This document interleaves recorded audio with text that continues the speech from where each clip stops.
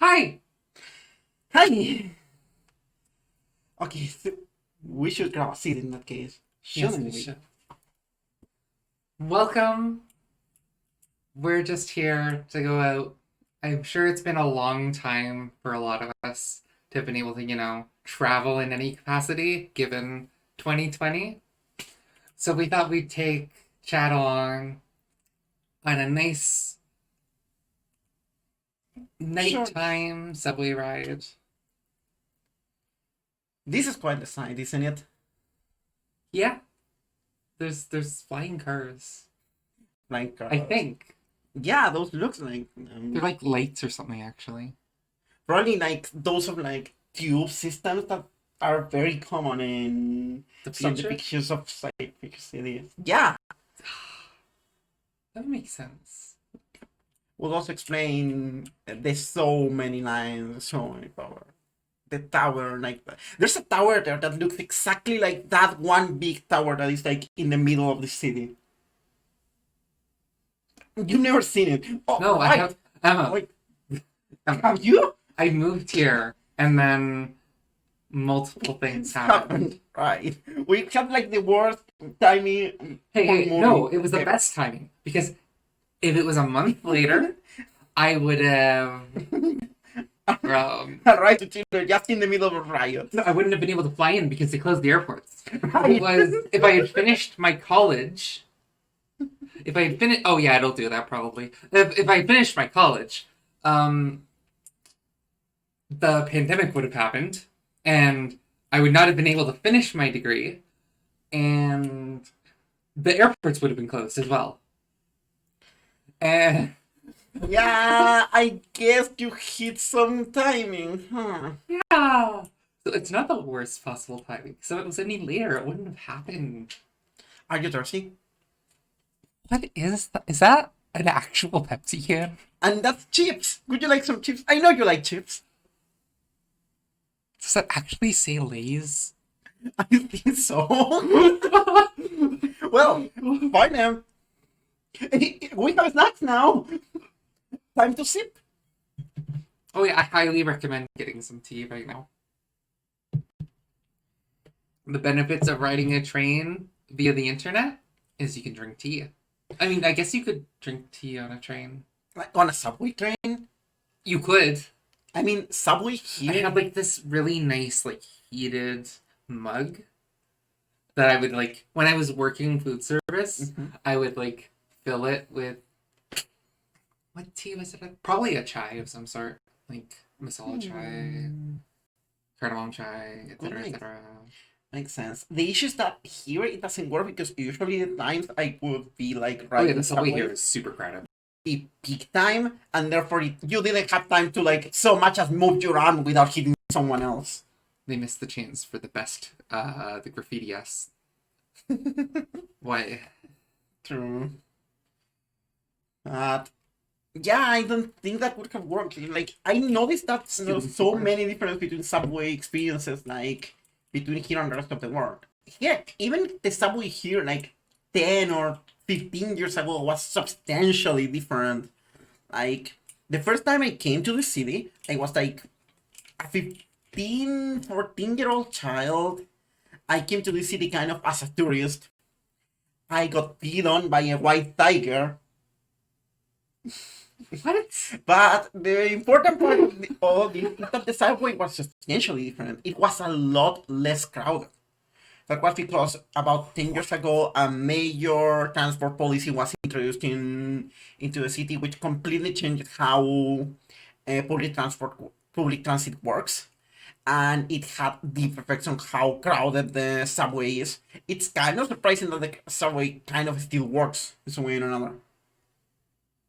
You're still hanged up on the fact that you Yeah, got beat by a white tiger, right? I'm gonna want that story potentially off stream if necessary. If it needs to be off stream, I want that story. Nah, it wasn't anything like that. I was just in the zoo. Okay, okay. I was in I the was just zoo. wondering where you were near a tiger, and I forgot that zoos exist. Yeah, sadly, zoo. I would think a tiger. I mean, they're just big cats. They're friendly. I guess. Okay, so this with white tiger captivity that is one of the few living species of white tiger. And suddenly it just turned around and a lot of people stepped back and it was like, why is everybody stepping back? And then 10 seconds later, oh! Moments before a disaster.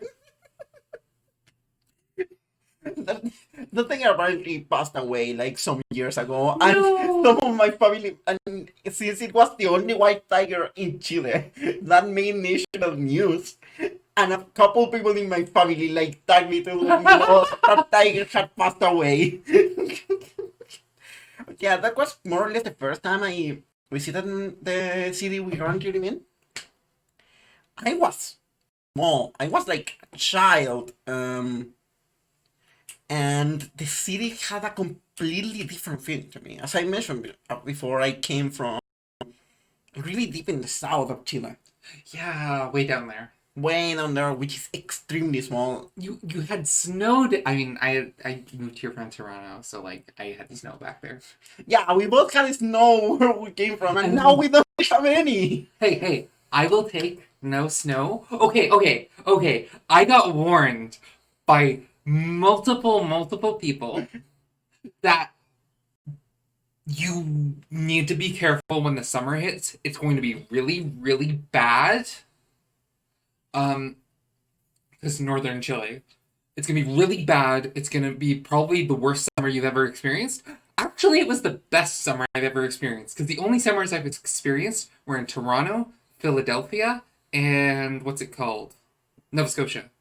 Like, the only places I've experienced summer in, all of them terribly humid. I mean, Nova Scotia wasn't that bad. It's coastal, so it's pretty cool. Yeah, okay, I'm gonna defend myself on the claim at least. I cannot blame people who live here in that for warning you, but I cannot blame myself for the fact Oh, that yeah. I come from the south. Like, back there when we were hitting like 23 Celsius, it was like way too much. Oh, Wait, you were confused by the graffiti? I thought it was a thing, and I was like, what's going on over there? So, trivia about this game, every single graffiti that you're seeing right now is sampled. Like, have been sampled for graffiti in general related artwork that you've seen in subways across the US. I hope that body finds its head. It's like that mission in Mario 64. Yeah, it's a snowman. Okay, that would let me take it like that. I'm gonna stay with the implication that it's a snowman. It's a snowman from Mario 64. Ah, something about Killer Instinct. Is there anyone there? Or we got into the subway too late? No, there's people there. I can barely see them. I know Well, that they yes, can show you. because it's nighttime. See? I No, but You can't see, but I pointed outside because there's a window there in real life, behind the window in video game life. I'm not entirely sure if those are our reflections there. Let me see. Oh yeah, I saw someone very pretty. It's probably your reflection. No, because I'm off to the side, so it would be you.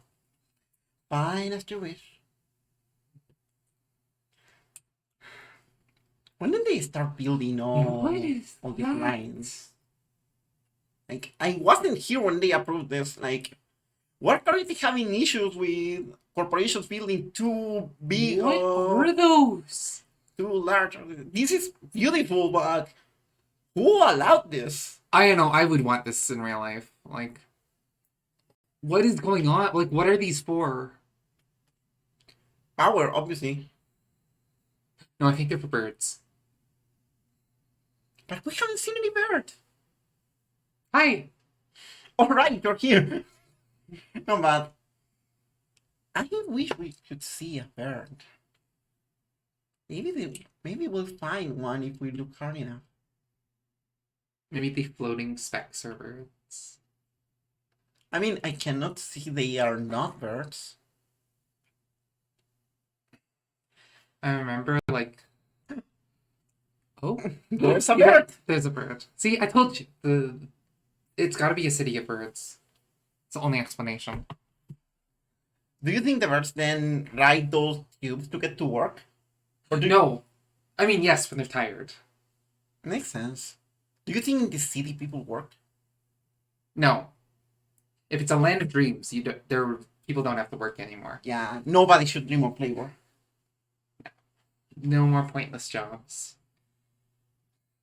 What do they do? I mean, I wonder that constantly. There was like several times when I've had to ride the subway for going to tournaments or going to speedrunning events, which I think was the last time we actually boarded the subway for something that meant so anything for us. was it CSM? I think it was for CSM. Oh, that was a fun time. I'm glad that people put up with my very poor Spanish. We had like I was constantly watching like most of the subway here is underground, but there's a section, especially towards the southeast of the city, where all of the subway is very, very, very not underground.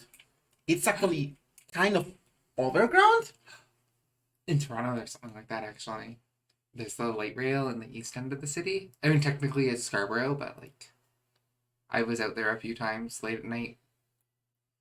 I would go there to play... I had a brief stint into Melee, even though I preferred Brawl. And a bunch of the people who played Melee at the time, because this was in, like, 2010, 2011. Mm-hmm. And Melee was very much dead. And yeah, I would go and just chill with people, play Melee. And Play a backroom build of Project M, because one of the devs were there. wow. Okay, and the thing I remember the most about that is that okay, I could get there either out of there very late or very early because I always happened to live more or less nearby locations that had access to easily accessible bus stops or easily accessible subway. So I could afford to stay there a little bit later than most people. Yes. And since I lived on my own, I didn't have parents who were constantly annoyed at me. Yes. So I could do that, and I would always remember like seeing through the buildings because we were actually kind of elevated from the buildings, like a couple floors. Yes. And seeing through that, thinking, what were those people doing? Like, what's going on with their lives? What is worrying them?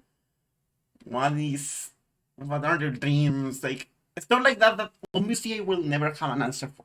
Yeah, there's something really special about a city at night. Like when you're in the safety of a relative safety of a subway. I mean, subways can get pretty scary pretty fast, and have for me.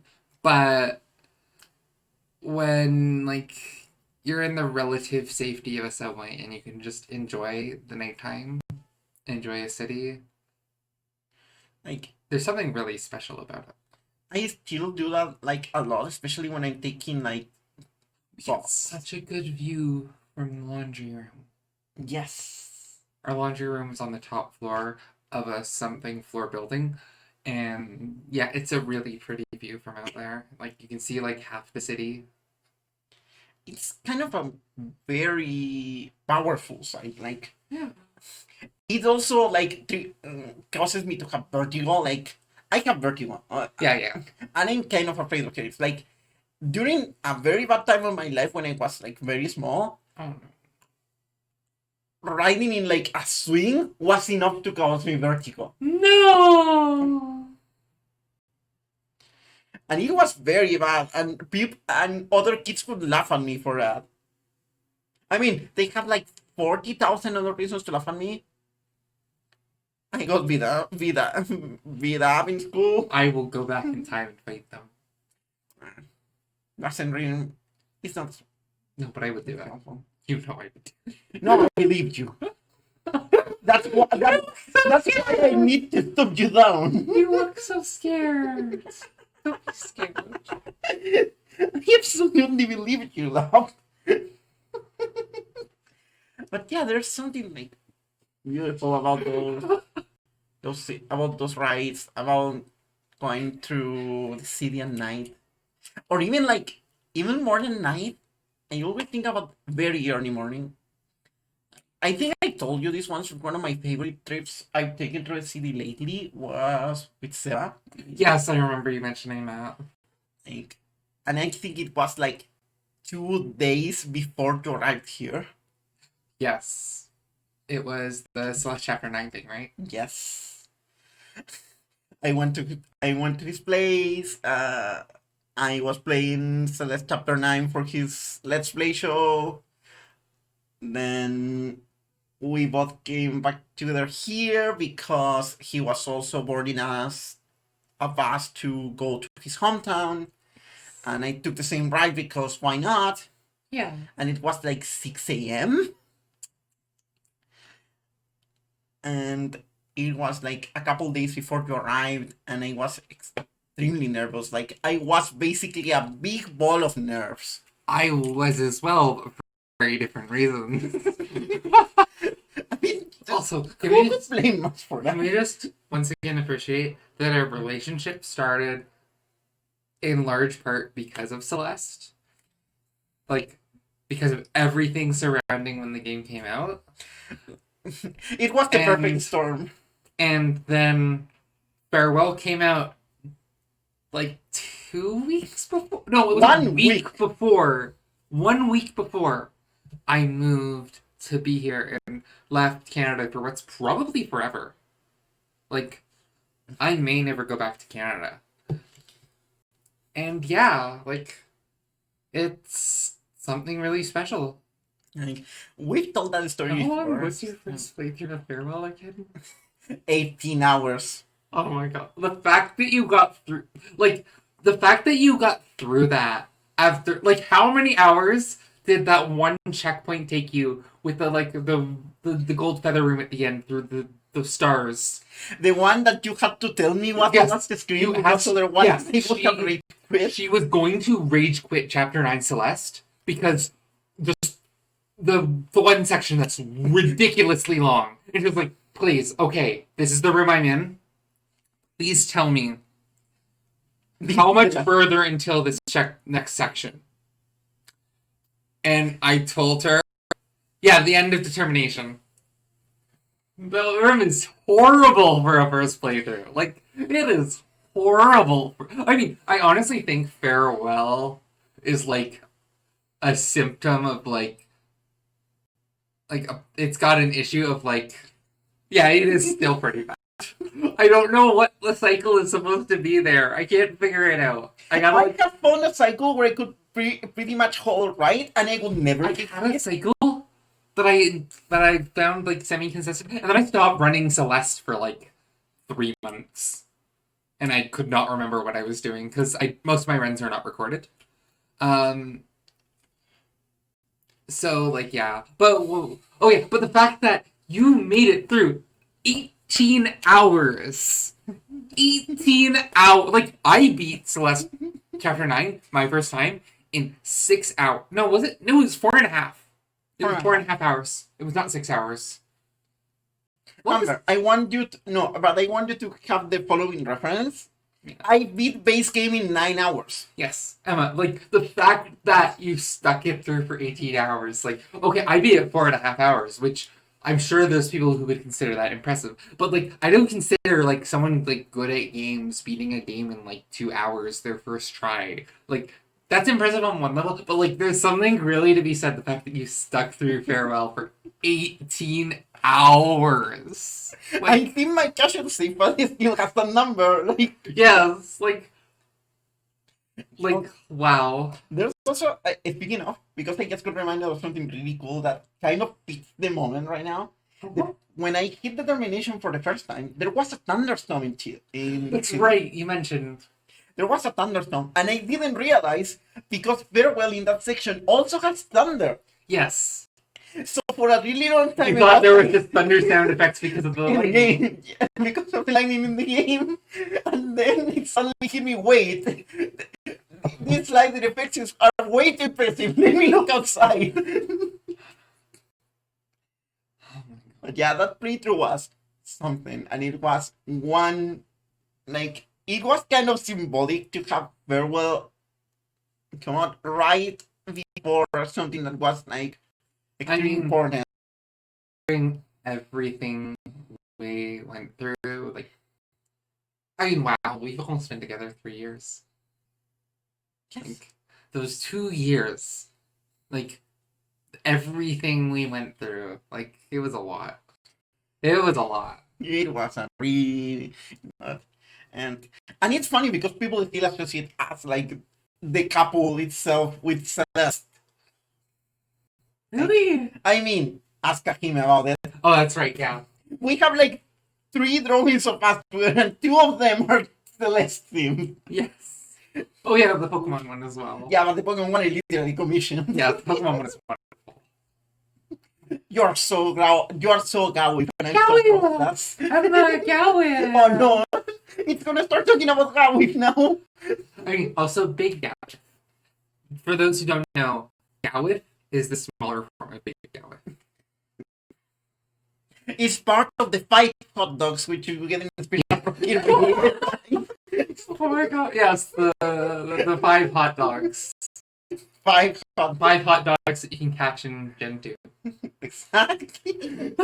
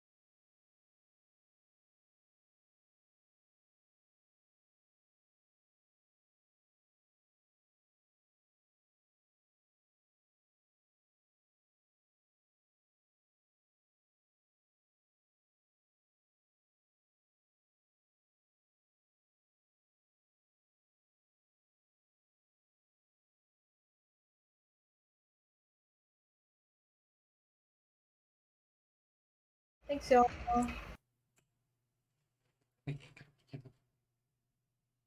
Hi, we're back. Hopefully we're Hi. back.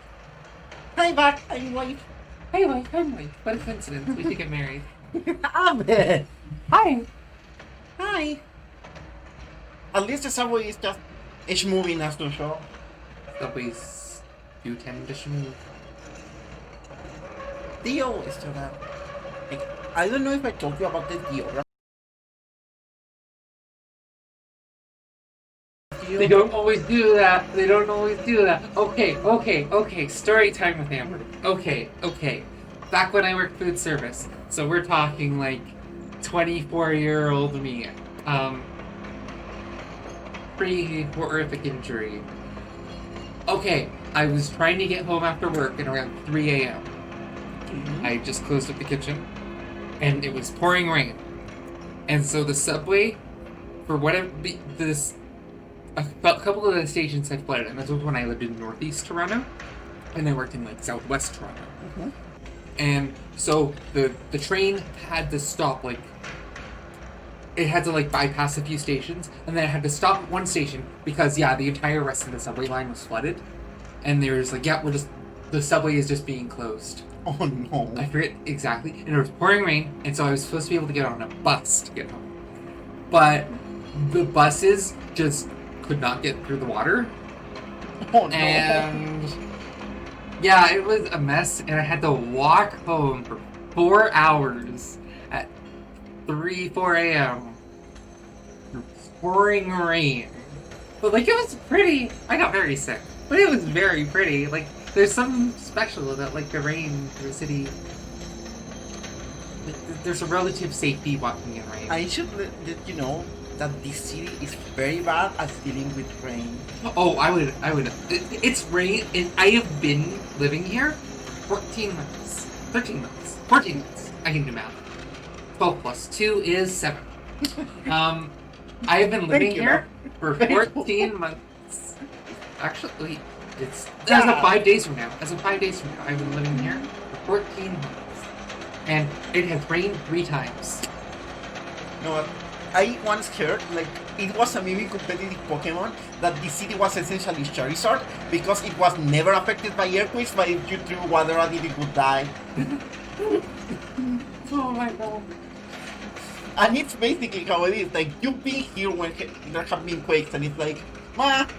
I stopped noticing them half the time. Like, oh, the people really like to make jokes about like the airport pictures of like the ceiling falling and just nobody is phased at all. Like, part of the ceiling collapsed. Like, I think one person looked up at it and went back to their book. Like, nobody was phased. Like, that's basically how that's basically how it really is here. Like, nobody seems like phased by earthquakes, besides the fact that there was a great tragedy the week I moved here. There was an earthquake in Pemco, and I had to move back. It's really irritating. I mean, Not very strong. Being serious for a moment though, this city had a major earthquake like just 10 years ago, and it was already studying here. Like, I had moved here like back in 2009 to enter college. Yes. Because turns out my hometown does not have any college or didn't have any major colleges or universities back at the time. Okay. So I moved here to enter uni and take at the time I wanted to study maths. That didn't Whoa. work. Imagine you wanting to study math. What do you mean? Who would win? Wife wanting Emma to come to bed? Or math YouTube? Emma, it's 3 a.m. Why are you watching Solutions to International Math Olympic Problems? To be fair, it's fascinating to but it was 3 a.m. and I was very tired. So, the second year was actually kind of a problem because I was slated to take my flight back here February 29th. No. Yeah. No, I think it was February 28th, sorry. Okay. And then there was the major earthquake February 27th. We were south enough that we didn't know about it until we woke up and we started watching the news. Oh no, how bad was it? Like, Several people died. Not because of the earthquake itself, But because but because there was a tsunami. Oh. Wait, are we in range yet by tsunamis here? No, not here. Okay, closer to the coast though. Closer to the coast, though, there are people passed away. It was, I mean, and a lot of infrastructure fell. The earthquake was not here, it was a little bit further south, Okay. and some citizens are still recovering from the effects of that. But here, a lot of infrastructure actually took hit. Yeah. I mean, a lot of the apartment buildings here, I don't know how it is in other earthquake zones, but like, what Emma explained to me at one point, and I did a little bit of my own research into, like a lot of the building codes here are like, everything is like very much designed to be able to withstand fairly strong earthquakes. That's been the case since the Great Earthquake of 1960, if I remember. Yeah, a correctly. lot of people died in that one. I mean, it was the second highest recorded earthquake in human history. 9.2 Richter, if memory serves. Yeah, I would imagine a lot of, and it was fairly near to here, right? Yeah. No, it was closer to the south. But like an earthquake that strong. Yes. Hit here, like, quite hard. So since then, building codes in Chile have been extremely Looking down to reduce lag. aggressive in... What do you think this is, a golden eye speedrun? I would see it for golden eye, but I don't want to. And okay, so what happened is that a lot of buildings, did not come down, but a lot of buildings were affected. And it turns out that for several days we could not take the flight back to uni because the entire airspace was closed in order to only allow for military airplanes and rescue airplanes to fly around and distribute resources and supplies and all that. Okay, so we eventually got a flight. Yeah. But the issue is that the airport itself had taken heavy damage. Yes. The structure was fine, but a lot of the interior fell down, Yes. especially in the international section of the airport. So the thing they did is they relocated the international section to the national section, and the domestic flights were moved outside. And it was a mess. Yeah! It was a ridiculous mess. Oh my god. And then we were still dealing with replicas like for weeks.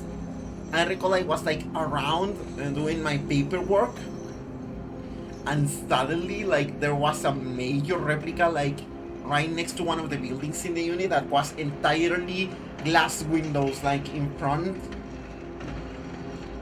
The screen just chuk chuk chuk chuk chuk chuk chuk chuk chuk chuk chuk chuk, and they made like a very scary sound. But they didn't break. No, none of them broke. Excellent. But I was very scared, and I recall that at the time I even like signed up to build like some emergency housing and stuff like that. Yeah. I did that work for a weekend. Just building things. I felt like I had to, Yeah.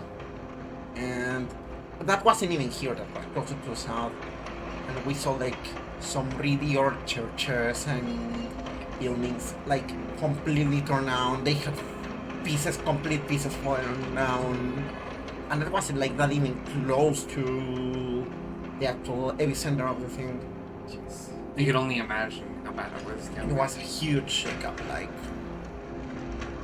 and it was kind of a thing for me because again, I'm down there, down in the south, the very south of Chile. It's a lot less than an earthquake, so. It's a lot less of an earthquake zone. Like, in a lot of ways, very funnily, I got like a lot of my work shook up by everything that I got to see in those times. Yes, I did that on purpose. I know. And I mean, it gets just true for everything. I ended up questioning a lot of things shortly after, including my own identity. Hi, I'm trans. I. You're white. Yes! Most of the time. Most of the time, yeah.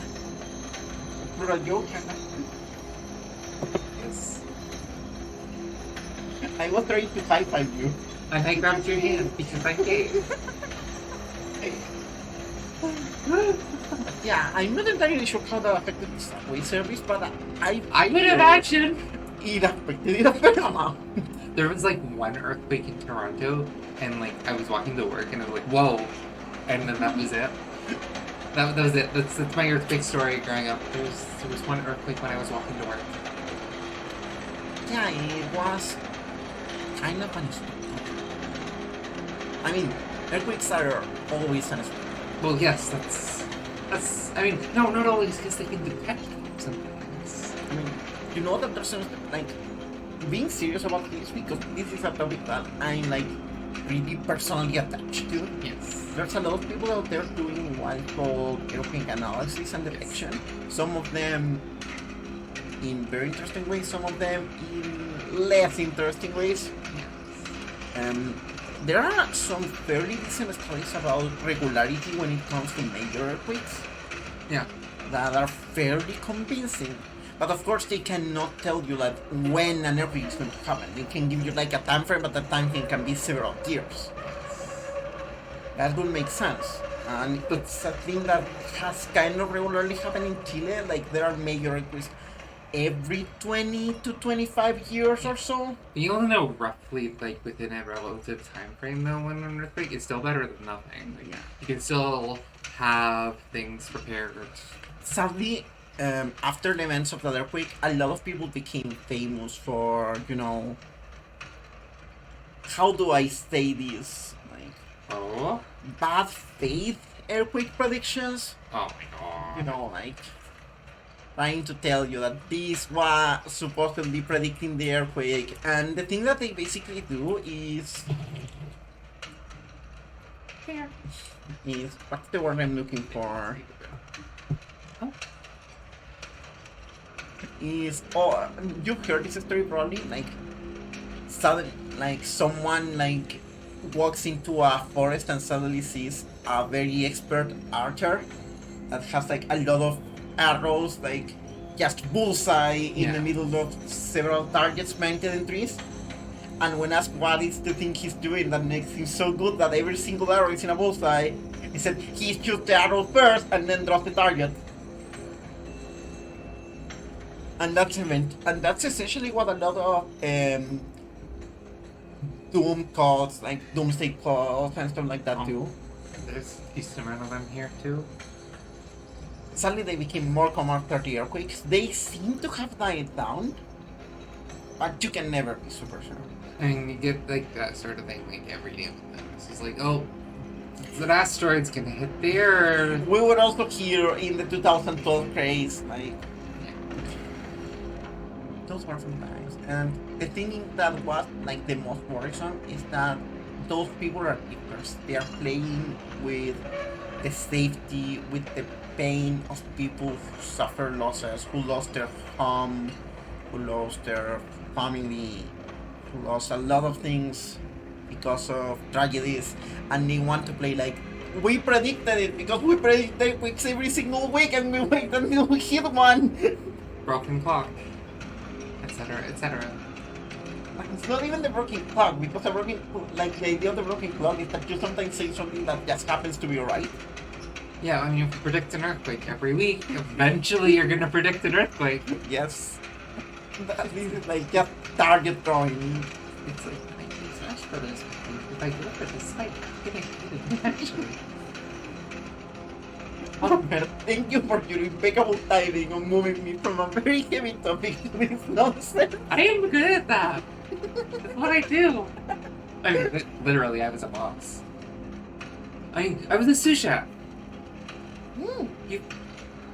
Yes, Emma.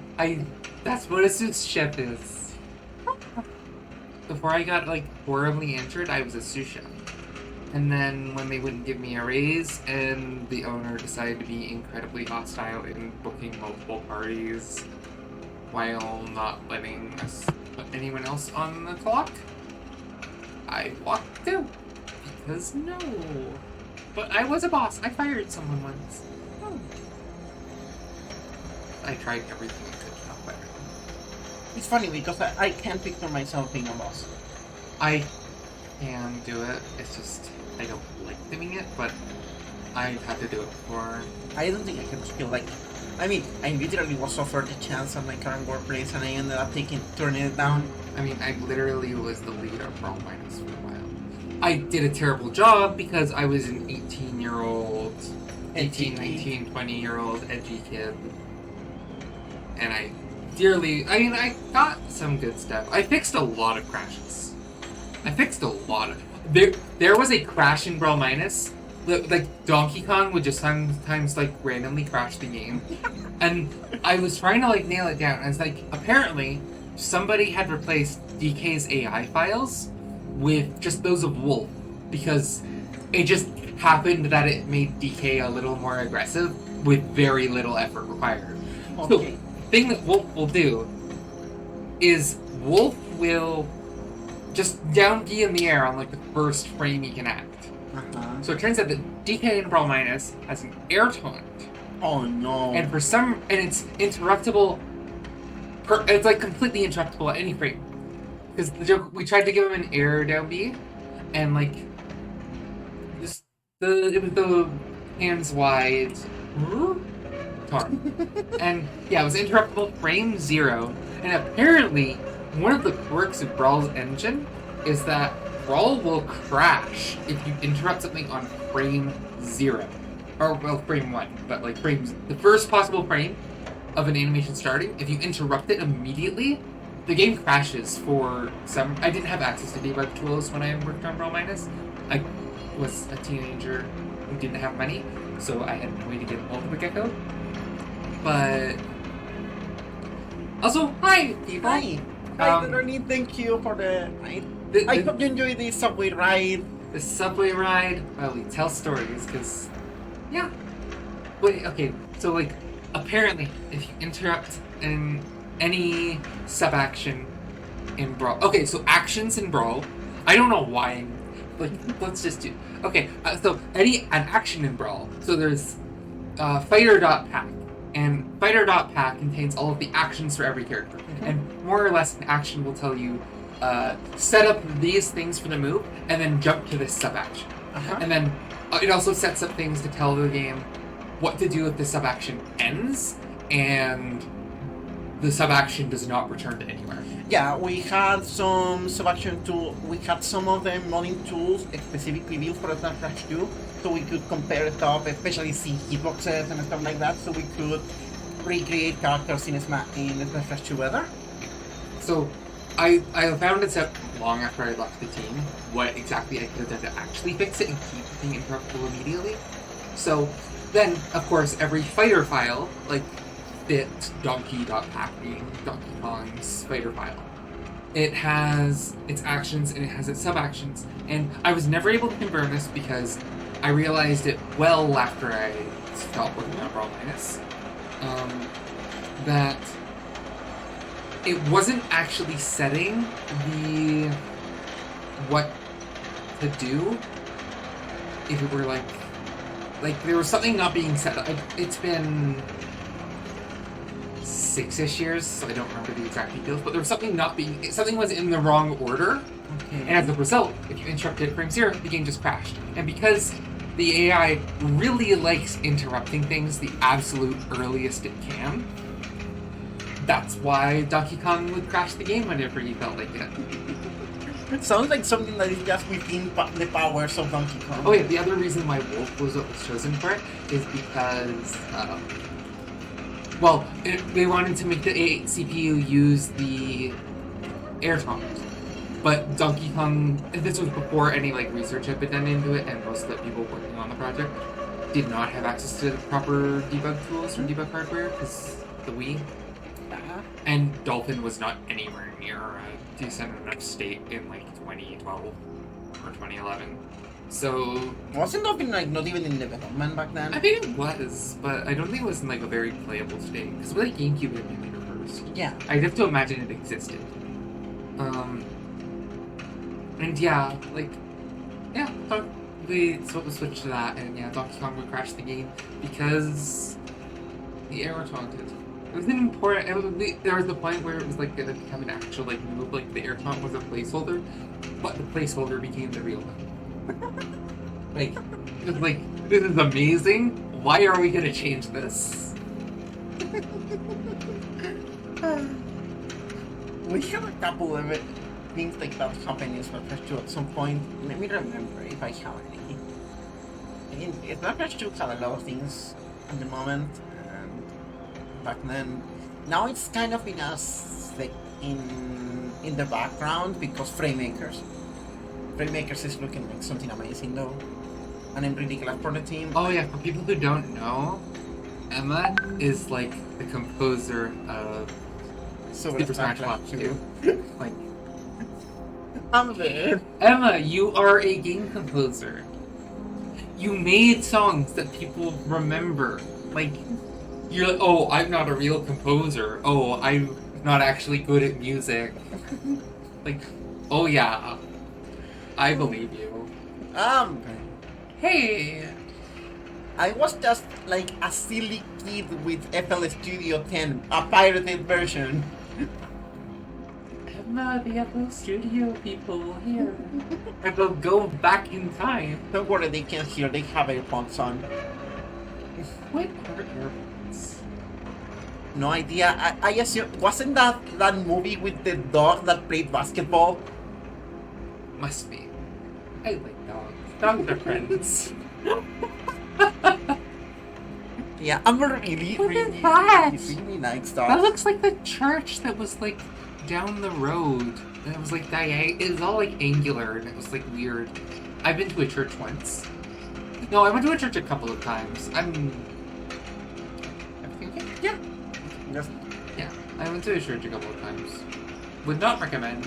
yeah. I mean, I'll think of it with volunteering and stuff. Like, I would help volunteer with the choir and such. Yeah, there is no rule that a dog can't play basketball. I mean, there is now because they had to, like, add one after that movie. Like, they're like, oh god, we gotta make sure. Yeah, they ruined the fun for everyone. Yeah. And I also believe that dogs are no longer allowed to play hockey, mostly because the Toronto Maple Leafs lobbied to make sure that they would not lose to the team. Okay, now it's a question. And I feel I'm gonna open a can of worms when I ask this. Okay. And this is a question to the chat.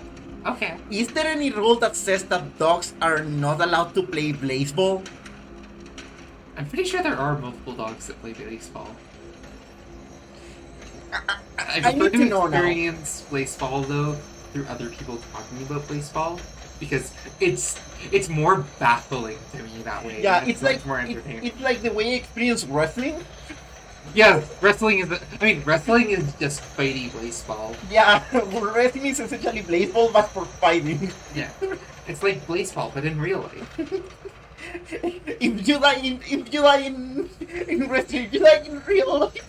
I gladly appreciate dogs should be able to play baseball, and I'm glad. I think dogs can play baseball and they wanna. Cats can also play baseball, but they don't wanna. I mean, That sounds like something dogs would do, like, and that sounds like something cats would do. But again, I am not a cat can person. they hear that going off? Oh yeah, I would have to fix that in a moment. Give me 1 second. Yeah. Man.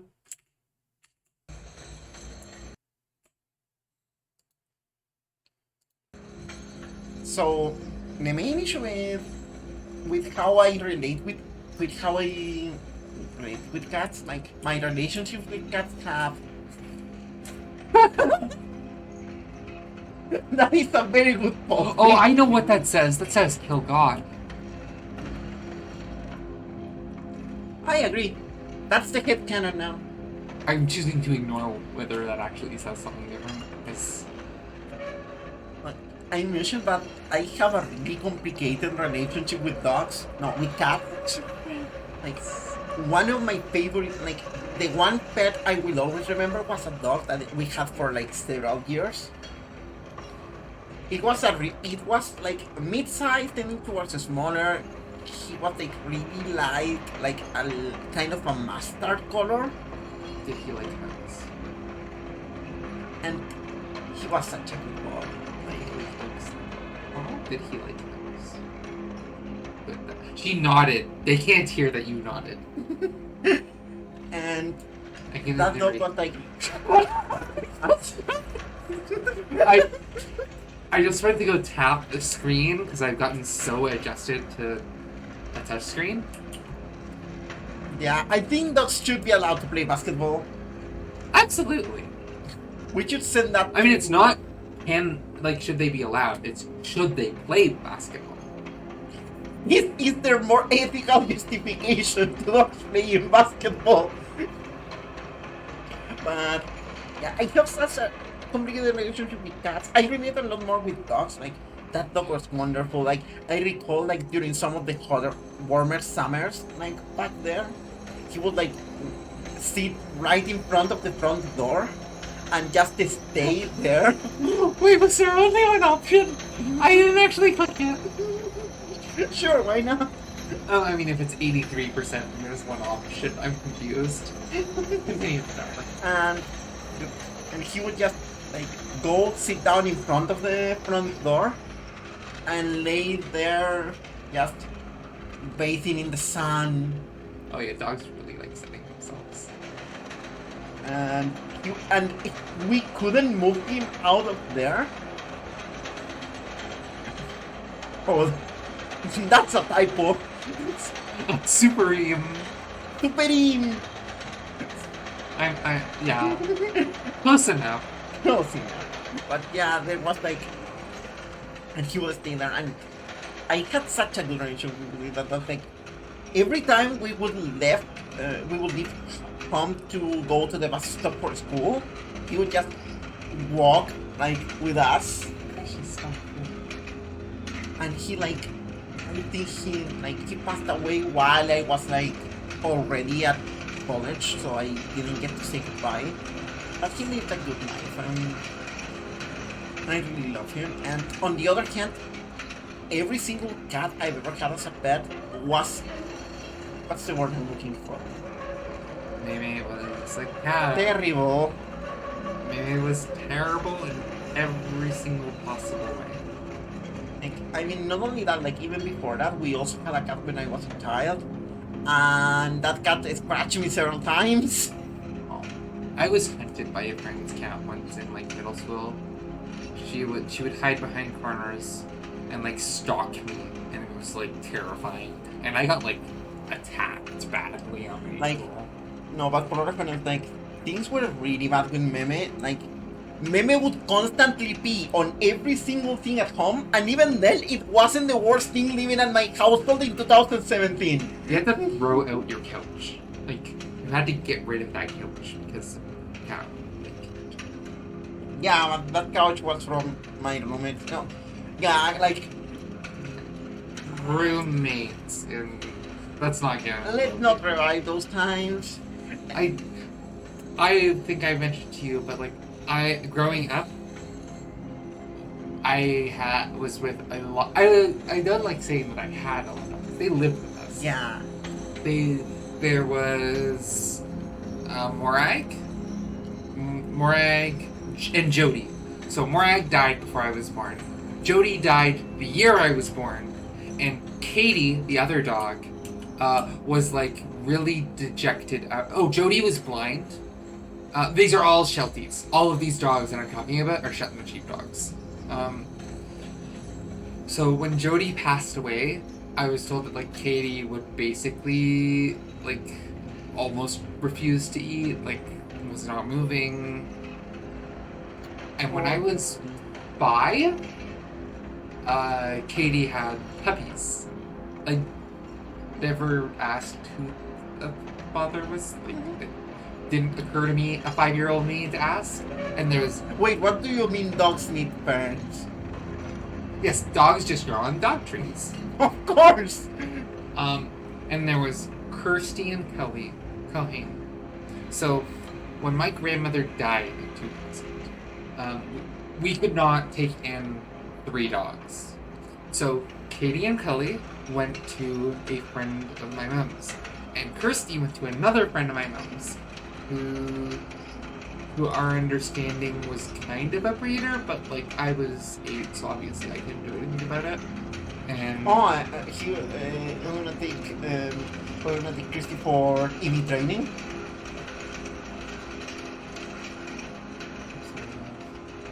Oh, okay. no, much worse. Oh, So, okay, I'm so we wouldn't see Kirsty again for another like 6 or 7 years. And for record, of these 3 dogs we had to go without, Kirsty was probably the one that I was closest to. I mean, Kirsty was literally born when I was alive, so, and of course, Kirsty was, you know, spent a lot of time with Kirsty. Nice, really active, really adorable puppy. Sounds like you. I'm not a puppy! No, what? You're adorable and really active. Keep going. So yeah, we had to give away Kirsty. We kept Katie. We did keep did we keep Katie? Yes, we did keep Katie for a little bit, but then Katie was starting to get old, and we could no longer like adequately care for Katie, and so we got hold of Sue, which was the friend of my grandmother's, and Katie went to go live with her.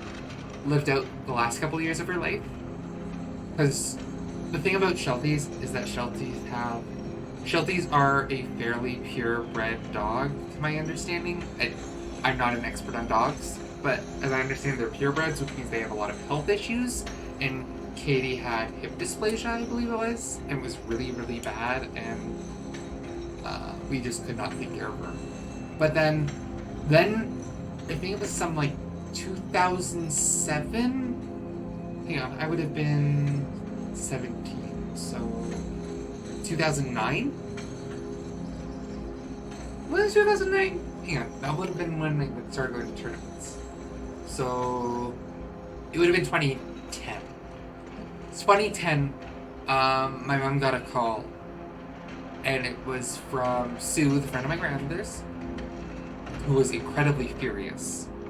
And she had found out that the friend of my grandmother's, first of all, had lied through her teeth on multiple occasions. The dogs that were under her care were in extremely poor condition. And so my mom and my stepfather drove out like 7 hours to the place, were able to rescue Kirsty. Okay, so if you know what Shelties look like, they are black, white, and a tiny bit of brown. Kirsty's coat was rust red. Her leg was broken. It was just bad. And the thing, and she had been debarked. No. Yeah. Debarking is exactly as horrible as it sounds. Like, Never debark. never debark a dog. It is cruel. It is extremely cruel. If you ever think doing stuff like that to a dog is okay, please don't talk Please. to us ever again. Please never get a dog. And please never get a dog. Leg was broken, extremely malnourished. Kirsty recognized me though. Oh, and literally skittish, unsurprisingly, to any loud noise because just left in with a bunch of other really large dogs. No care bothered to be taken. To, make sure she actually ate. Like, it was bad.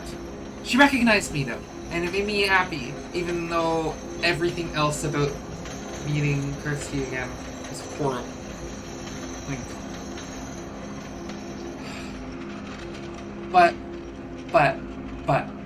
but we took care of Kirsty. With a bit of time, her leg healed somewhat. She still had a limp on the last day of her life, which, yeah, obviously she's not alive. She was born in 1997. Shelties do not live in homes. Shelties can live around 20, but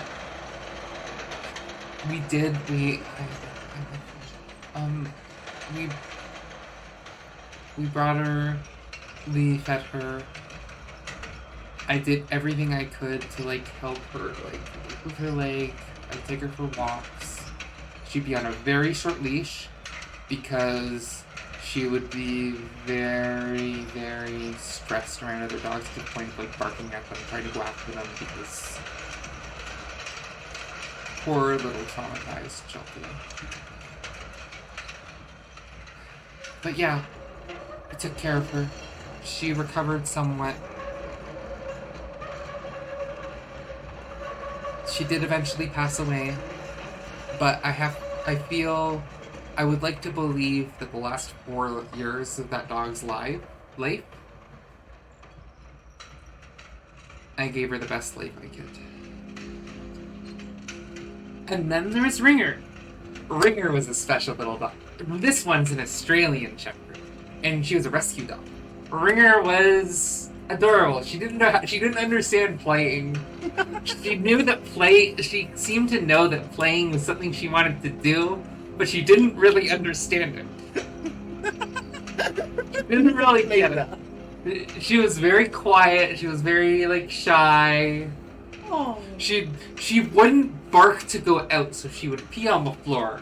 And it got to the point where there was just a room of... My mom eventually gave up, and there was just a room of the house that was just like, she put a towel down. Like, this dog refuses to bark to go out. She's old. She's like 12, 13 years old. Australian Shepherd. Has health issues. Like, just put the towel down in the laundry room. She'll figure it out. And yeah, Ringer was a dork. Ringer was stressful, but like cute little. I mean, not little. Australian Shepherds aren't that small. They're normal. They're regular sized. Dog regular size. Do you have a banana for comparison of dog size? No, we can't eat bananas. Right. Why would we have a banana? Spiders are things. Yeah, trains are. I like trains. Trains are wonderful. My relationship with cats has been so bad. Like, Meme was like, I wanted Meme to have a good life, but at the time Meme was with me, it was impossible for me to give him like anything. Those were some dark times. I mean, let's not get there. Yeah, something that my family never truly recovered from the experience with. Like, Bird. You missed it because you didn't look. You didn't just know to look, and I grabbed your hand or mouse or something for some reason. Because, you know, I tried to touch the screen because I'm getting used to touch screens. Once you go touch screen, you never not go touch screen. Yeah, can we like agree that touchscreens are good actually? Touchscreens are very good. Like, I've been like so accustomed to using a touchscreen. Like I have like that issue. I mean, What is that? someone who speedruns DS and 3DS games, like people like to talk very poorly about touchscreens, and it literally speedrun games that rely on touchscreens, and I think that's kind of really poor. Like, We need to do the separate thing at some point. I mean, I have a route. For separate. yeah, I need to get back to Severed. I mean, I literally speedrun Florence. Never speedrun Florence. I am the only Florence speedrunner, and I swear that if there's more than one of us, I'll make sure that nobody else ever runs Florence. You know Seba would do it just about for you. You already did. So then you're not the only Florence speedrunner. You're just leaving out the rest of the Florence speedrunner. Florence is a visual novel, but like Speedrunning is wrong, and I say that someone could speedrun Professor Layton games. I say it as someone who like seriously considered speedrunning Valhalla. I mean, apparently Valhalla speedrunning is nothing to scoff at. I mean, it's menuing. Like, Yeah. it's like any I mean, it's not like any RPG speedrun, but like, are people who don't. I cried a lot at Florence. Like, I mean, I cry very easily.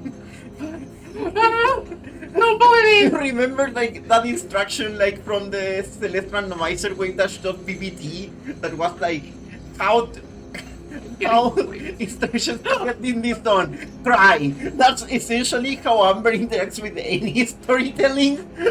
It's not my fault! Like, you have a game with story in it, and I'm probably gonna get like emotional at something about. Like, I cried at Age of Calamity. I know. You were there! You were there! Like, I cried for a little while. no, but Florence is wonderful. Okay, this is Emma's review of Florence. Because we have already talked about Florence like 10,000 times, but adding one more to the mix never fails. Florence is my favorite mobile game of all time, and if you press me enough, I will say that Florence is my favorite game of 2018 over Celeste. Yeah, so which is a very, very large. Like, okay. Story time. So the reason I first played Celeste, the first time. So, Emma and I were in a speedrun server, or not a speedrun server, like a server From a friend. from a friend. And like this was well before we were dating. And she mentions that I think I might like this game more than Cave Story. And I believe my exact words were what? Your exact words were, whoa! Yeah, because if she is saying that a game might be better than Cave Story, how many hours in Cave before you started speedrunning Cave Story did you have in Cave Story Plus for Switch? How many hours before you started speedrunning? How many hours in Cave Story Plus Switch? And it's only the Switch version. She owns every single version of Cave Story and has played the freeware release. I made my own versions of Cave Story. Yes, you've made your own versions of Cave Story. How many hours in Cave Story Plus Switch?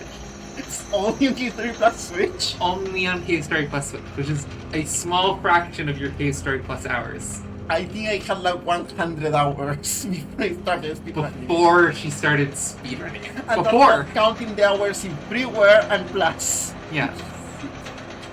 And now hours in 3D because of me. It's like, I'm gonna play this game because everyone hates it. And it turns out like Cave Story 3D is good. I like it. It's my favorite version of the game. But I'm having deja vu because I'm pretty sure when we did this the first time with this game, I had like a moment of like saying that Cave Story 3D is wonderful. Cave Story 3D is good. I like it! And if you play it with the 3D function on, it looks really, really good. Yeah, which we couldn't do because we only have a 2DS. Well, how did we tangent to this? There was something we were talking about. I was talking about Florence. Oh yeah, Florence. Like, please, people, play Florence. Like, if you're gonna play like a single mobile game, to stop saying that mobile games are bad, please, for everything you've ever loved, please play Florence. Like, Also play Severed. Florence is also amazing, but Severed is a little harder to come by because it was only available on iOS. You can play Florence on Wii U, 3DS, Vita, and Switch though, which is like the usual combination of everything Dreambox ever released their games into. Yeah. Dreambox game. I'm looking forward to what Dreambox puts out after Guacamelee 2. Yeah, I kind of. I hope it's something like more experimental, like Severed was. Like, I have like this issue with Guacamelee 2. I really like Guacamelee 2, but the issue is that I think it would have been best if Guacamelee 2 were like. I think Guacamelee 2 is kind of Guacamelee Farewell, like it's kind of really like saying like this is like I don't think they are going to make a Guacamelee 3. I hope they don't. Like, as much as I love Guacamelee 1 and 2, like, they are... I mean, I still stand by Guacamelee 1 and 2 are two of my absolute favorite Metroidvanias of all time. But I would say, like, I would rather see, like, new, more... like, Severed was a pretty experimental game, and, like, I love experimental games. Like, Severed is like a fever dream, like... Severed is, like, take the art style of Guacamelee and, like, make a game with a completely different feel. Like, it's very serious, completely different themes. I mean, it's got themes of death in it, but, like, just like Guacamelee, but it's presented in a very different way. It's so desolate. Like it has that feeling of desolation that I cannot since it's like super meh. Yes, and it's just also a very beautiful game. And the combat system is extremely smart, especially considering the fact that it's literally playing with a touchscreen. Yeah, the game, like, because it was an iOS game originally, and as you can probably tell, every system that it was ported to is a touchscreen system. And they did, besides the movement, which on the Switch version, and the 3DS version, you control the movement with the D-pad or with the base buttons if you're left-handed. And besides that, oh, and I believe you can change what the top screen displays with the shoulder buttons. Besides all of that, everything is on the touchscreen. And that's just to streamline it, because you have the buttons, you might as well use them. And I mean, you literally cannot play the game on Switch in any mode other than handheld. Yeah, the Switch mode is only playable in handheld mode. And which is why you've not seen streams? The game is so good. Like, I stand by the fact that Severed might be the best Dreambox game, and I think it's fairly underrated. I mean, all of the production is extremely underrated. I don't ever hear people talk about Guacamelee 1 and 2 much, and it's a massive shame. Like, I hear them mentioned on occasion, but and like to say how it's bad that they had memes. What? Come on, people don't like fun. Yes, people really don't like fun. Like, come on. Come on. I mean, it's the reason why people were complaining about Age of Calamity. They just don't like fun. I'm not gonna spoil Age of Calamity, but the fact that people literally wanted a game that could be, this is the story of Calamity Ganon. Once upon a time, there was a Calamity Ganon. He was so evil that everyone died. The end.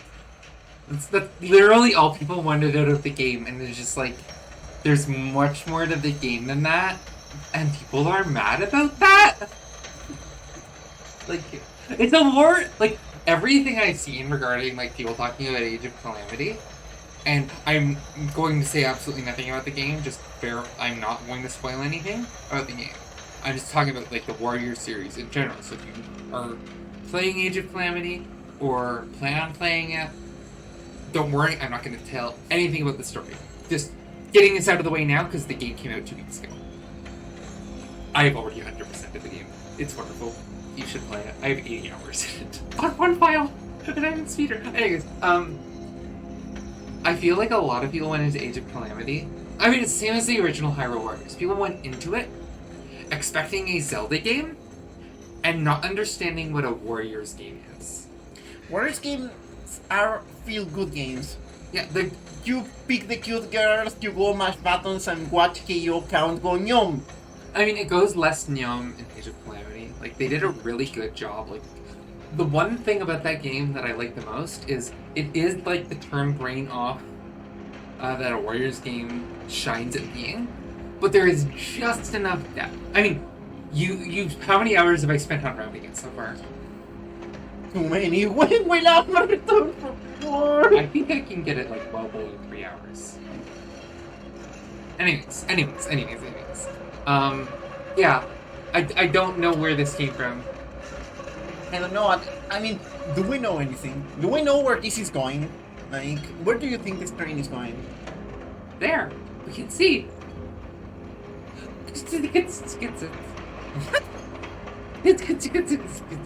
I pointed and made noises and hope you knew what I meant. It did not quite work. We haven't been married for that long yet. We've always been married a year. Yes. We got married the day before my birthday. And we had to rush it because it literally happened right in the middle. We were planning a proper wedding. Mostly just because we wanted to see people. But then a bunch of nonsense happened and it got delayed, and then it came to the point where the whole thing to accelerate me being able to come here, instead of me the thing that helped, because I am very much disabled. I have trouble walking on many days. Even besides my horrible back injury, there's some days I just can't walk. I literally cannot walk. I mean, I guess not literally cannot walk. I can force myself to walk. I can get up. I can you know, feed myself and stuff. But like, it is excruciatingly painful trying to walk some days. But yeah, so getting a visa to live here with her, because obviously I am not a citizen of Chile. I was not born here. Never be able to guess. So we were like, okay. I proposed to her on July 10th of that year. So it was just like, well, wait a second. Hang on. We're getting married anyways, right? Right. So we can just apply for a visa once we get married, right? Yes. Doesn't that mean I can just buy a plane ticket? I'm just like, this huge moment in our lives, because the plan was I was gonna drop out of college, get my name changed, oh yeah, I'm trans, surprise. But I think we already said that 3 times in this name. It bears repeating. I didn't get my name changed, I needed to get my new passport, and for that I needed to get a new ID, and then I would work on applying for a visa. And just like, so I was super anxious about the visa because like I got injured. It would now be over a year since what? Hang on, it would have been 2 years before we got met. So it was because it was the year of that. So it would have been 2016. In 2016, I got horrifically injured and got incredibly sick. Lost my job. Ended up moving back in with my parents. And basically, since then, I have not been able to hold down a job just because my health has not allowed me to. For a while, I was making some of an income on streaming. Then I came out as trans, and yeah. Turns out the Ruski community is not very friendly to trans streamers. Very not friendly with trans streamers. I kind of hate the fact that I accidentally cultivated a community that was transphobic without realizing it. But it's in the past. All I can do is try and be better. What was I going through? Oh yeah, so like I hadn't been working, and it was just like, how am I going to get a work visa? How am I going to get any kind of visa? Yeah, but it turned out like, wait a second. If we're getting married anyways, like, did we want to like hold on to the delay? I looked into how long I can stay in the country before having to get a visa, and it turned out it was 6 months. We were like, oh yeah, that's plenty of time to like plan this out. Get married, we can apply for the visa. And then stuff just had to be complicated. Yeah. Like, this, every month, all of the time since I moved here, like, there's been so much nonsense. Like between riots, me catching COVID, I nearly died. I nearly died in March.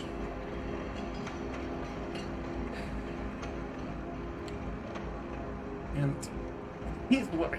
Things have never been easy. No, but hey, I would not want to have it any other way than being here with you.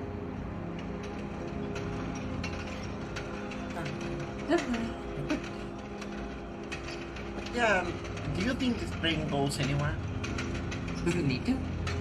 Like, the thing is, a lot of people, like, tend to really heavily focus on, like, where is this going? But, like, where are you going in life? What is your goals? But, like, do you need to even have a goal? Do you need to have a destination?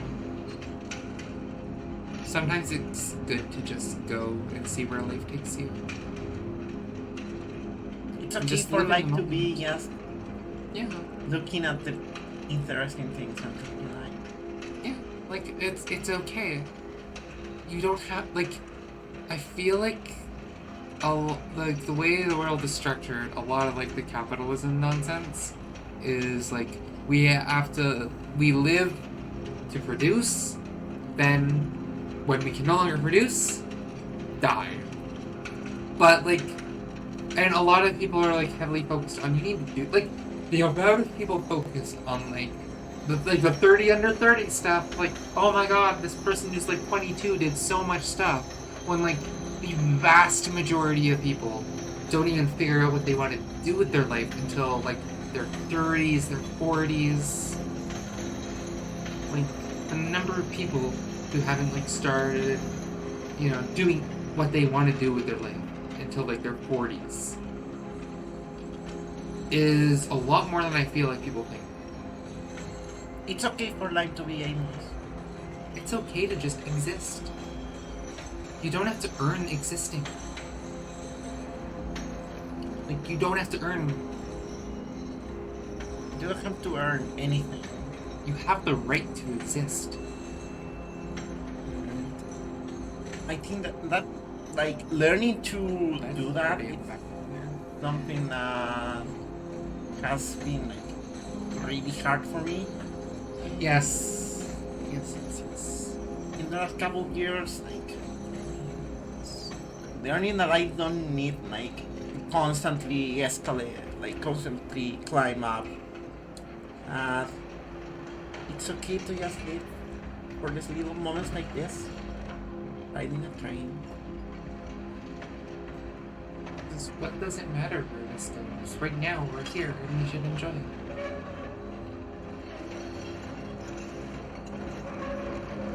The world is incredibly... The world is too beautiful a place to be focused on the end goal. Like, there's so much beauty in... There's a lot of pain, there's a lot of suffering in this world, but, like, there's a lot of beauty. And for what other reason would we exist than to appreciate the beauty in the world? Like, a lot of bad has happened in the past year. A lot of things have gone wrong, but life is worth living in it fast. I think you have during the plot. Yes, because okay. What was The Swapper. The Swapper is a wonderful game that I would entirely recommend. Like, if you enjoy like weird, atmospheric puzzle platformers, play The Swapper. I've seen like The Swapper defined as a puzzle Metroidvania. It's not really a Metroidvania, but like I can understand that it evokes a lot of the same feelings of Metroidvania that Metroidvanias tend to go Specifically towards. the Metroid side, like Yeah, very not so much. much the Castlevania side. The isolation, the Swabber is just wonderful. And it's got an incredible soundtrack. Also, the game is plural as fuck. Oh yeah, the game is very plural. Like, the game has a very open reading about plurality. I don't feel comfortable doing that reading, like making that read. I might make it or something. Like, that was another option to submit to it. Like, a Yeah. reading of the Swapper. I mean, like, if this happens again, I definitely want to do like some kind of like reading or something. I mean, we have a dramatic reading plan. Oh, that's right, we do. I forgot about. Yeah, that's gonna be good. If that gets in. I mean, I would do that dramatic reading regardless. I wonder if people would be interested in hearing that. Maybe you can ask them. Like, just record it. I mean, there is one person we have to ask around first and foremost. Yes, absolutely, because, well, it would be incredibly impolite and bordering on piracy to not, but, like, is it piracy to read a visual novel that is free? That is a good question. Would it be like... I mean, regardless, it would be impolite to not Yeah, ask. it would be impolite. Like, it would be straight up impolite to not ask the album. Like, but anyways, what is floating in the middle there? What are those? I think that's part of how the game renders some of its environment. I love it. Like, if you are going to make a game and you don't know what to make, well, have I got a deal for you. Make a game like this where you just look out the window itself. Like, I love... Okay, the reason when Emma and I first played this... Actually, I think we should introduce the game because we've been here for an hour and a half and we have barely introduced the game. Oh yeah, we never actually mentioned what we're playing. So this is Nightline. It's a game by Color Fiction, and it is this So a lot of people describe this genre as walking simulators, which I took up even though I love this genre of game. Like, it is a personal favorite because I could not think of like a better genre name, and I was like, sure, walking simulator. At least people know what I'm talking about.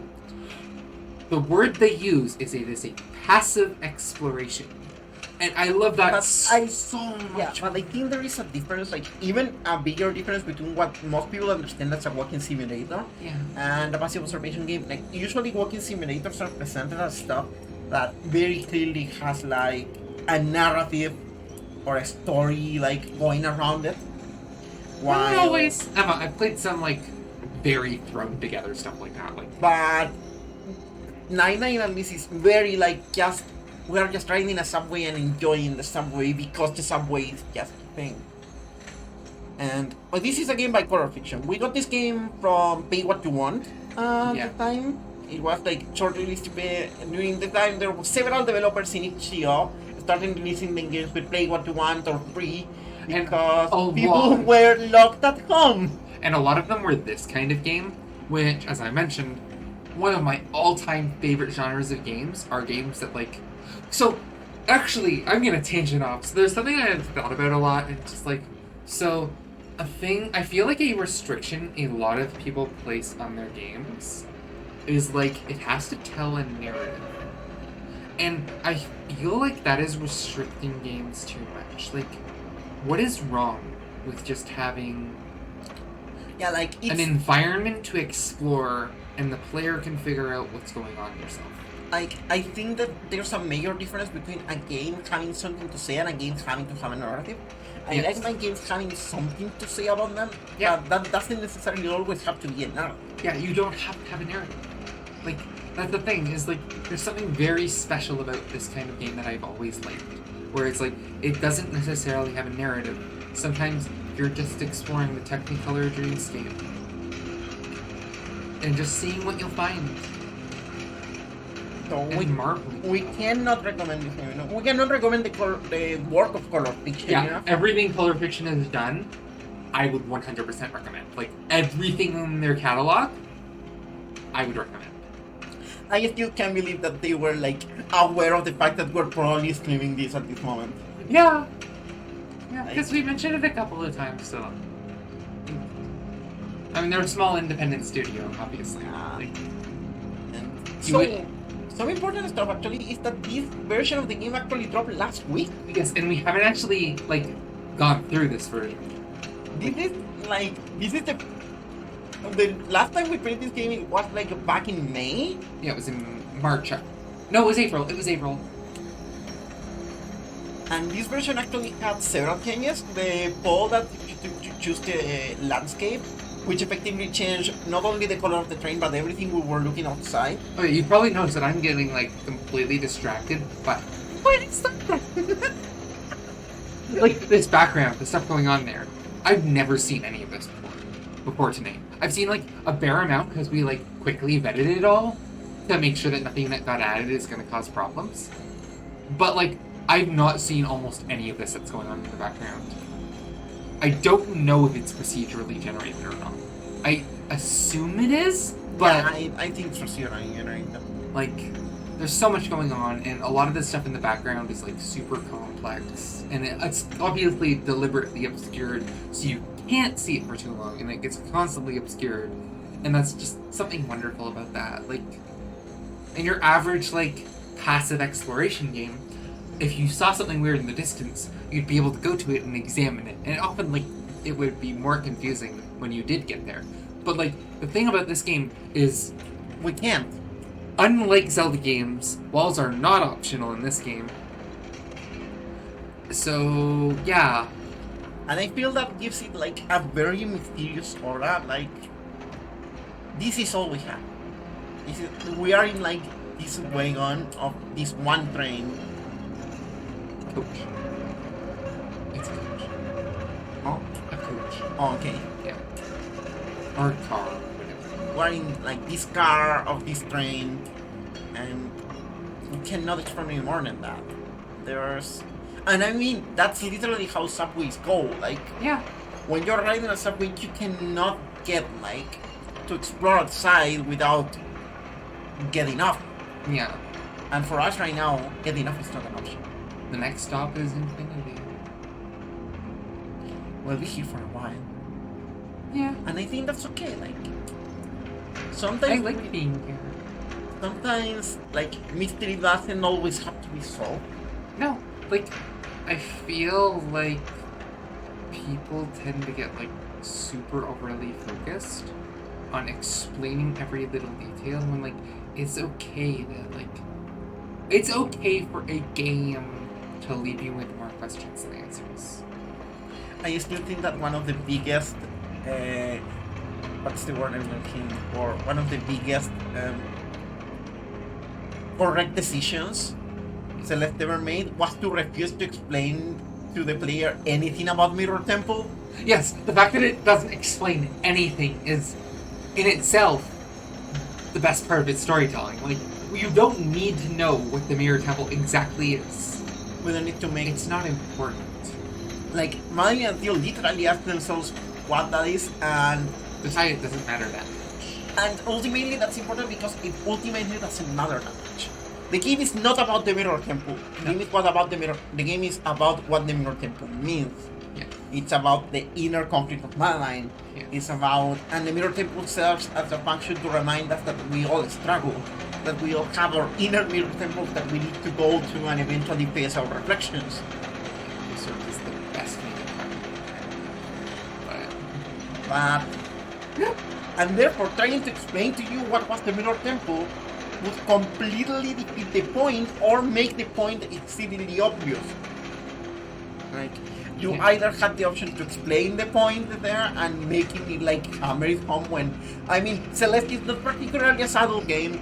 No. Celeste has the subtlety of a track. Celeste has the subtlety of me. Yes, which is none at all. Yes. And I feel that's very sad because it happens quite a lot of series. I mean, There once again. The things. yep, they show up every so. I would imagine. And I find it very sad because it makes you focus on the wrong things on your narrative. I mean, the Alien franchise in movies is falling apart because they decided It to didn't explain need stuff. to be a franchise. Why does everything need to be a franchise? Because capitalism. But not everything needs to be a franchise. Like.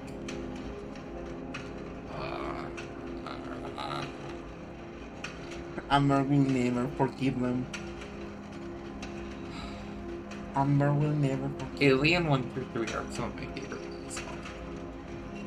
I didn't realize that actually until right now, which is like I've had people ask me what my favorite movie is, and now think I mean Alien 2 I feel is a bit weaker than the other two. To me, I imagine other people have their own opinions, and it's valid. But to me, Alien 1 and 3 are a bit stronger. Alien 2 I don't remember as much of. I also watched the Alien movies at a very young age originally. We should rewatch it. We also need to watch Mad Max. Yes, we do. I've been telling you, I've been meaning to watch Mad Max with you, like, for... I have a monitor now, and that monitor lives in our room. So we can just put it on my laptop. And there We go. can finally watch Mad Max. Yeah. It's a wonderful movie. I really want to watch it. I cannot stress enough how good it is. Or.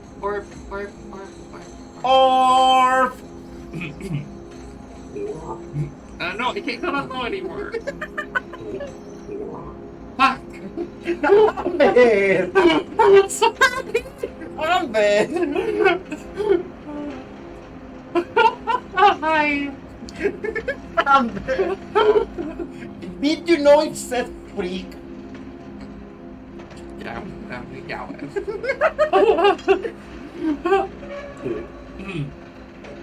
I used to be able to. I haven't been singing for a while. I need to sing more. I've lost all of my like lower range. Okay, now say a song and we'll sing it. No, because they'll get content. Alright. Yeah, because your voice is a perfect imitation of whatever voice they tell us from a song. Obvious. Of course. That's it. My voice is a little hoarse. We've been talking for like an hour and a half. Why is your voice a horse? Does it lay eggs? I like horse eggs. Anyways, moving on. And then they made the game Fire Emblem 3 Horses. Yeah. There's 1 horse, 2 horse, and 3 horse.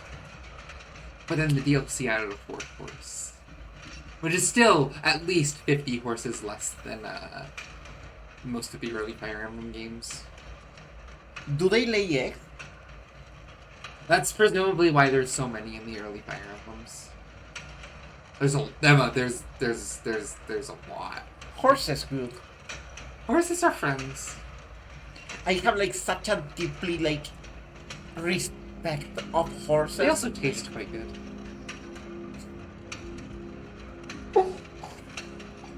I'm like trying to get to a point. Okay, go ahead. Like I have like, I think I told you, but I have like such a deep respect for horses because they are like such powerful creatures, and on the other hand, they look like they are so fragile. They are fragile. Like they look. I lived on a farm, Emma. They are very fragile. Like they look like they are betas for another creature. I mean, they are. They're betas for the giraffe. Have you seen baby giraffes? No. Baby giraffe. If you are listening to this right this moment, you owe it to yourself to look at what baby giraffes look like. I'm not going to tell you. I'm not gonna ruin it for you. Oh my god. I'm not gonna ruin it for you. But look at what baby giraffes look like. That is your homework for tonight. If you're gonna come home, we're like, yeah, because we need to plan. Like, what are we gonna do once we stay off this? I mean, once we get back home. Amber, you don't need to wait for this to be done to do that. Why are you laughing? I'm kissing you. Fine. Okay, I'm going home. Goodbye. No. Oh no, I'm alone now. Oh no. I forgot my baby. The small giraffe is so precious. I love it. It's like watching baby toucans. Oh my god. Oh my god, baby toucan. By the way, just in case you didn't know, Amber really, really, really likes birds. I love them so much.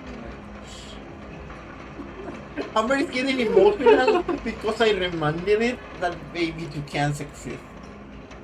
I love them. Birds are wonderful. They're so small. And they need to be protected. What are we talking about? I'm crying. Don't laugh. Okay, fine. I'm not crying. Don't laugh.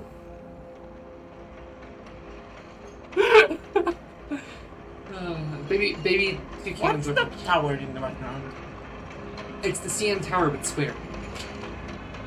What? The CN Tower, but they made it square. Oh, okay, makes sense. Because it's a voxel. Square Galia! Oh, If you are gonna make a game and you don't know what art style to use, I have got an art style for you. Do a voxel game. That's it. That's all I gotta say. You have wandered into I'm not exactly sure. we are not sure either. We don't know where this is going, This was but we don't care. Like, this was, unsurprisingly, this is completely unscripted. We literally jumped into it. Like, I don't think people realize how much we are just basically saying the nonsense that we would say in a regular day of living together. Like, this is in just, front of a mic. This is just us, like, interacting as we normally do, but with a little tiny bit more dramatization for the stream. Just a little tiny bit. A little tiny bit more. They fixed my name. A little tiny bit more. This is Nightline, a game by Color Fiction. It is a passive exploration game where you are on a train. I hope that the clapping is not. I just realized I'm doing that. It's a passive exploration game, And it is wonderful. And we're just riding the subway. Yeah, like we're on a subway trip. It's probably been a while for most people. When was the last time any of you had to board a subway? Like, I mean, probably recently. Unfortunately for a lot of people. that's actually very sad. I mean, when was the last time where it wasn't like a super stressful experience? Is the bigger question. Yeah, like that's about what we expected it to be. Like nice, calm, chill. We probably could have like submitted for more than 2 hours. I'm just kidding. We like when we submitted this originally, we were like, are we gonna be able to fill 2 hours? I mean, we literally had the same issue with the first time we streamed this game. Like, we weren't sure if the episode was gonna be longer than 15 minutes. It ended up being 2.5 hours. Yeah, like the first time it was just like, yeah, it's gonna be a quick stream, then we're gonna go to bed. And it was like 2.5 hours. And we never did the burger stream. Yeah, this is a really cool game. This is one of the 3 options for destinations. Yeah, the game, the recent update of the game offers you to choose your background for that, and we actually had a poll for that. Yeah. People choose to take us here to the Land of Dreams, which is one of the newest additions to the game. And it definitely puts you in a mood. Like, that's the thing that happened, and that's the story of how this submission ended up happening. Like I spent a bunch of the day like wondering, are we gonna be able to like pull this together? And like, oh yeah, like within seconds I was in the right mind. I mean, it also helps that like I got, because unsurprisingly, we're in the middle of a pandemic, so most days I don't bother getting like out of my pajamas.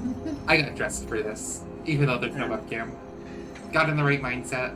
That's nice. Yeah, and the whole thing is, the first time we streamed this, like, we had a short live, but eventually we'll come back one day. Let's play shows of small indie games, and I mean, we know what game we're going to yeah.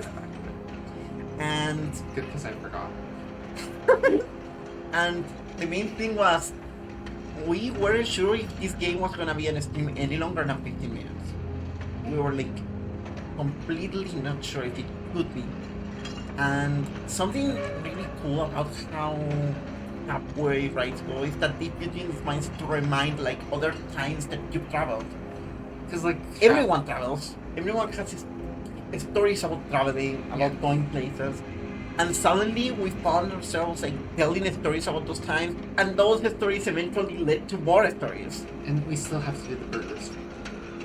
Okay, so the burger stream happened as an idea. So back when I played competitive Smash Brothers Brawl, what I would do for a while is I was a broke kid because we weren't particularly wealthy. Like we were lower middle class, I guess. Like middle class is even a bit of a stretch, but I guess we were in a house, so I guess that qualified as middle class. But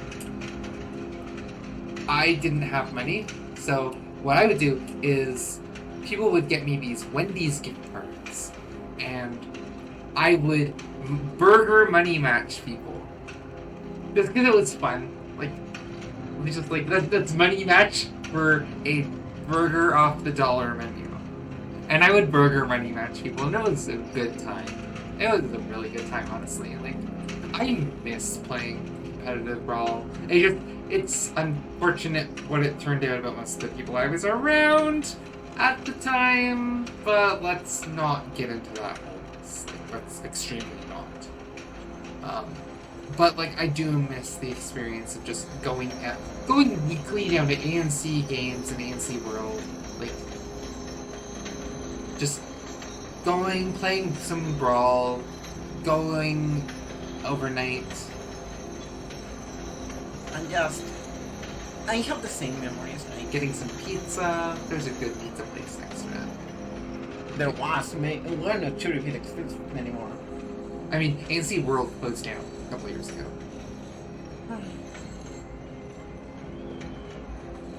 That's the thing, the world will keep changing. Like, every time I go back to hometown, because I go see family, stuff changes. Like, I mean, next time I go visit them, the thing that is gonna have changed the most is me. They haven't seen me since I started in PUBG. Also the fact that you're gonna be bringing a wife with you. And I'm excited to see what your mom's impression of me is gonna be, because This is me, like, taking it down a notch. Like, I don't know how I would describe me. Bouncy. I'm bouncy. I guess I'm a little all over the place and a little chaotic. A little chaotic. On a scale of, I don't know. I don't know.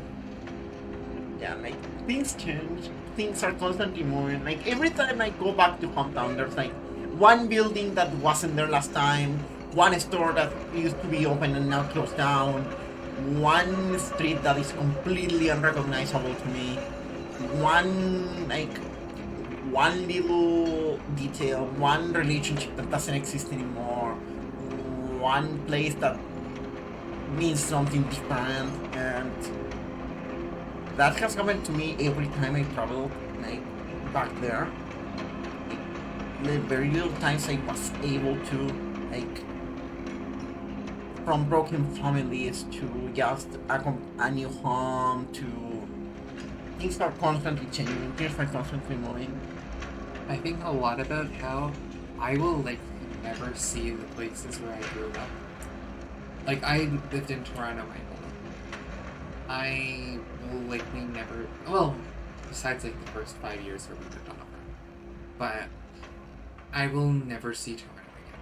I will never see my parents again. I will never see my brothers again. Good thing about the parents. Less good thing about the brothers.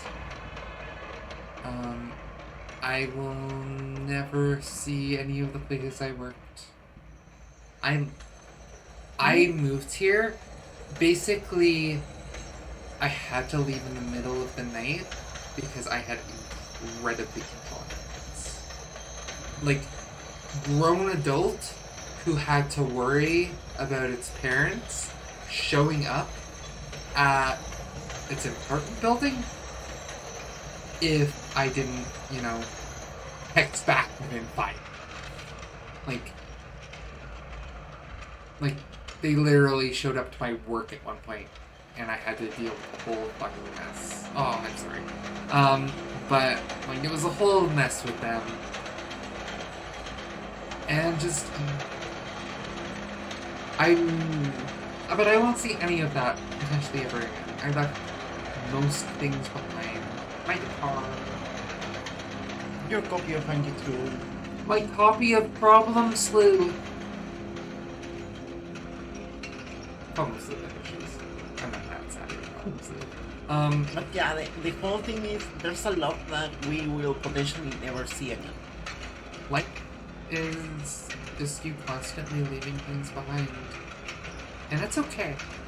Like, we've been here for 2 hours. I don't think we've seen, like, anything twice. I think a lot of what we've seen so far we'll never see again. I mean, we'll never see anything exactly the same way. I mean, that's just a lot of life, is you will never see things in exactly the same way. You never cross the same river twice. You'll never come back to something in life and get exactly the same experience you did. And that's fine. Like, It's okay. things just change. Things just keep moving. And they keep going. Help us. Sometimes it's sad, but, like, it is, like, the most wonderful thing. Like, It's wonderful. you don't know what lies ahead, and it can be exhilarating. Like, It's scary sometimes. I mean, I moved 9,000 kilometers. Realistically, I don't think I had anywhere to go back to if things completely backfired. With MMI, like, I don't think I really had. I did kind of have a backup plan, but, like, not really. I had a backup plan in that I knew where I could go to, like, regroup, figure out my next steps, but it was not a permanent option. But, like, hey, I am happier than I've ever been. This year has not been good for my mental health. This has been one of the worst years of my life, and it has been a constant struggle to stay above, like, to say any semblance of, keeping myself going, keeping myself from, completely self-destructing again. It is incredibly rough. Because I got injured back when I did, I have more or less been shut in, unable to go out a lot for 4.5 years. And like when I was moving here, I was hearing it's gonna be a new start. I can go out, I can meet people again. I don't have to worry about people constantly intruding, like family constantly intruding on my life anymore. I have a wonder. But that didn't work out that way, and there's no way anyone could have foreseen that. Like, I don't regret any of it. Things just move. Yeah. Things keep going. This train will keep going with or without us whenever we step down. This train won't stop. And neither should we. Life just moves. And sometimes all we can do is enjoy the night.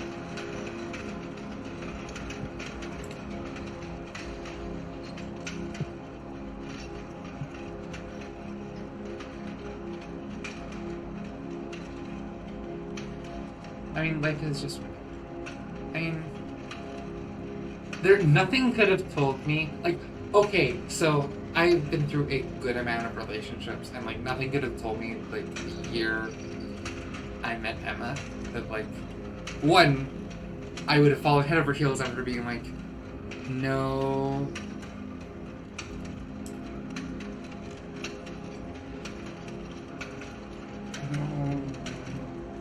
No more long distance relationships. No more. That one certainly happened.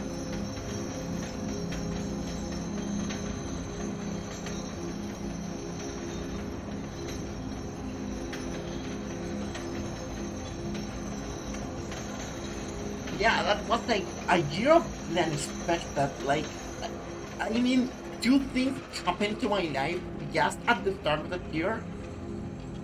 I had like spent the first part of the year telling everyone that Gears 3 was my favorite game of all time, and there was no way that any game would ever get even close. And then so that's what it is. Yeah, like.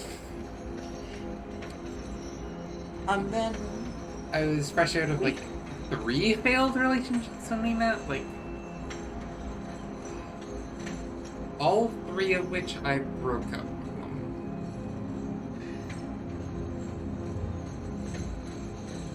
And yeah, like then I met you and it was just like, hey, why not?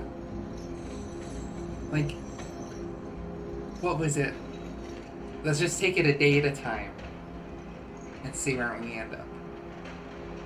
And now against all odds, here we are. Just talking about our lives in front of hundreds. I don't actually know how many people are watching.